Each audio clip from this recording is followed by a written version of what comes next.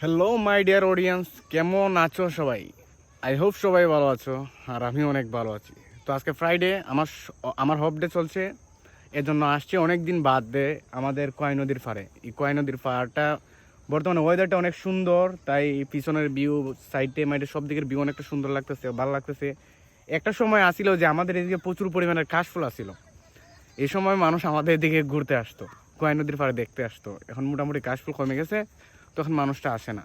তো এইদিকে আরেক দিন যদি যাই, অবশ্যই আমি আপনাদেরকে দেখাইবো আমাদের কাশফুলটা সবসময় কোন জায়গার মধ্যে সবচেয়ে বেশি হয়। আর আমাদের এই গ্রামটা কিন্তু অনেক সুন্দর, আমাদের গ্রামের নাম রামশ্রী, অনেক সুন্দর গ্রাম, অনেক ভালো মানুষও এখানে আছে যারা। এটা হচ্ছে আমাদের কয় নদীর পাড়, আর এই কয় নদীর পাড়ের মধ্যে বালু তোলা হয়, আর এটাকে বলা হয় যে বালুচর। তো এইখানে সব প্রত্যেক বছরে বালু তোলা হয়, সবসময় বালু তোলা হয় না, অনেক সময় নদীর মধ্যে বালু থাকে না। আর আগের চাইতেও আমাদের নদীটা অনেক গভীর হয়ে গেছে, আমাদের কয় নদীটা অনেক গভীর হয়ে গেছে। এই জন্য আমরা আগে সবসময় গোসল করতে আসতাম, এখন আসি না।